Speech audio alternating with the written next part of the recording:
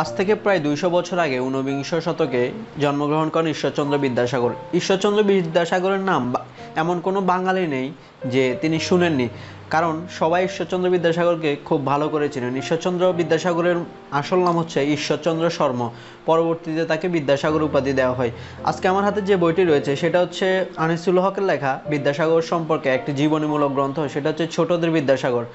আসলে নর্মালি বাচ্চারা কিন্তু খুব কম পরিমাণ কোনো ধরনের জীবনী বই পড়তে চায়, কিংবা মানে এটাকে তারা খুব পড়ার ব্যাপারে তাদের অনীহা থাকে। কিন্তু যদি আপনি ঈশ্বরচন্দ্র বিদ্যাসাগরের এই আনিসুল হকের বইটি তাদের হাতে দেন, আমার বিশ্বাস তারা এই ছোট বইটি খুব সহজে এটা পড়ে ফেলবে এবং তাদের পড়ার প্রতি আগ্রহ সৃষ্টি হবে, এমনকি তাদের মনের ভিতরে একটা চেঞ্জ আসবে।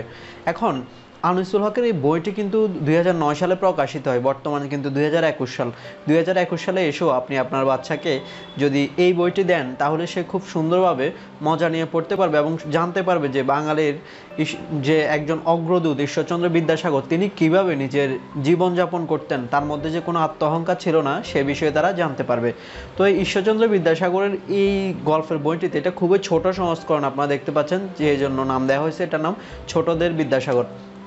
তো এই বইটি পড়ার ফলে বাচ্চারা ঈশ্বরচন্দ্র বিদ্যাসাগরের তো লাইফস্টাইল সম্পর্কে জানতে পারবে, আরও কয়েকজন বাঙালি কবি সম্পর্কে হয়তো জেনে যেতে পারে। তাদের মধ্যে রয়েছে রবীন্দ্রনাথ ঠাকুর, তাদের মধ্যে রয়েছে মাইকেল মধুসূদন দত্ত, যিনি বাংলা সাহিত্যে এক মহাকাব্য লিখেন।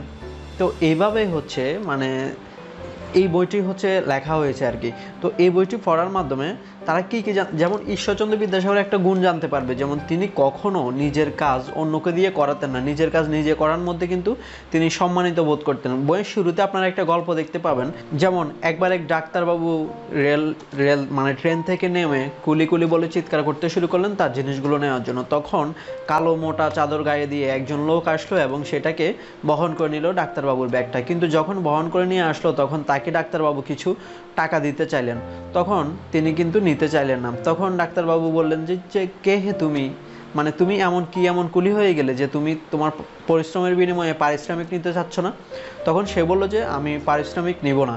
তখন ডাক্তারবাবু বললেন যে তুমি কে? তখন তিনি বললেন যে আমি ঈশ্বরচন্দ্র শর্ম, মানে ঈশ্বরচন্দ্র বিদ্যাসাগর বললেন আর কি। তখন ডাক্তারবাবু নিজেই কিন্তু লজ্জিত হয়ে গেলেন, তখন তার পায়ে পড়লেন এবং বললেন যে আমি আর কখনো নিজের কাজ অন্যকে দিয়ে করাবো না, আমি নিজের কাজ সবসময় আমি নিজেই করব এবং নিজের জিনিসপত্র নিজেই বহন করব।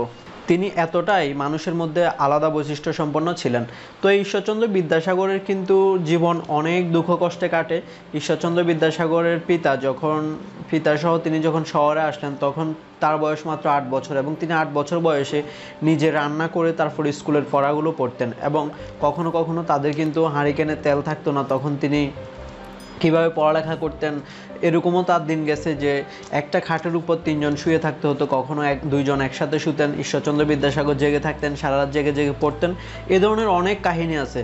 তার বাবা যখন শুধুমাত্র 10 টাকা বেতনের চাকরি করতেন, তখন ঈশ্বরচন্দ্র বিদ্যাসাগর বেতন শুরু করেন 50 টাকা বেতনের চাকরি দিয়ে। এবং তিনি কিন্তু প্রথমে 50 টাকা বেতনের চাকরি পান না, তিনি স্কলারশিপ পেয়েছিলেন, অর্থাৎ বৃত্তি পেয়েছিলেন।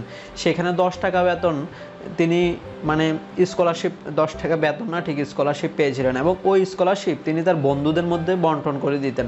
এতটাই তিনি উদার এবং দয়াময় ছিলেন। পরবর্তীতে যখন তিনি তার আস্তে আস্তে শিক্ষা জীবন শেষ করেন, তার প্রথমে 50 টাকা থেকে কিন্তু তার বেতন শুরু হয়। পরবর্তীতে দেখা যায় যে তিনি 50 টাকা থেকে 700 টাকা বেতনের আস্তে আস্তে চাকরি করেন। তিনি প্রায় 35টি শিক্ষা প্রতিষ্ঠান স্থাপন করে গেছেন আমাদের এই বাংলায়। তারপর তার যদি আরও অনেকগুলো কীর্তির কথা বলতে চাই, তাহলে আমি বলবো বাঙালির শিক্ষা এবং সমাজ সংস্কারে এই ঈশ্বরচন্দ্র বিদ্যাসাগরের নাম কিন্তু কেউ উপেক্ষা করতে পারবে না, কেউ চাইলেও তাকে ভুলতে পারবে না।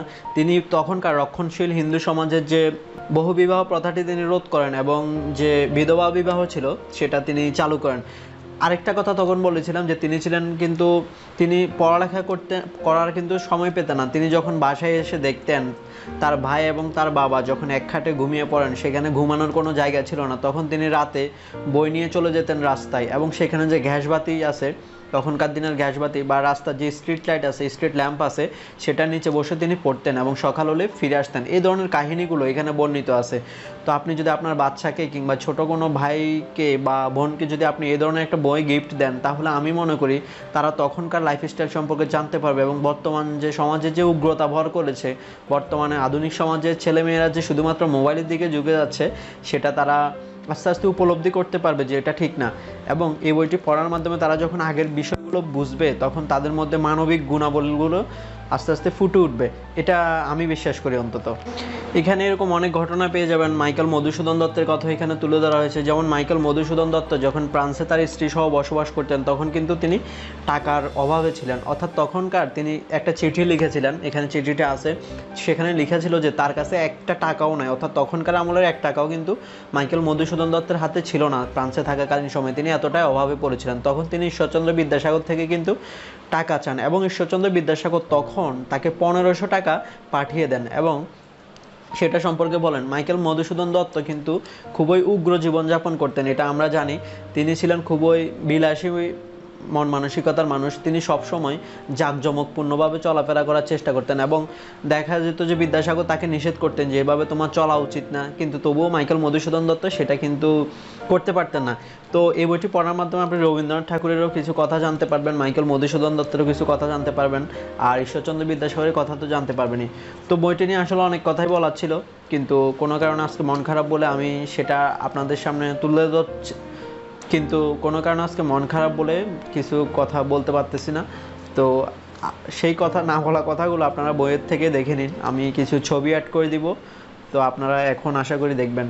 আর যদি ভিডিওটি ভালো লাগে একটা লাইক দিতে পারেন, চ্যানেলটি সাবস্ক্রাইব করতে পারেন। ধন্যবাদ আপনাদেরকে।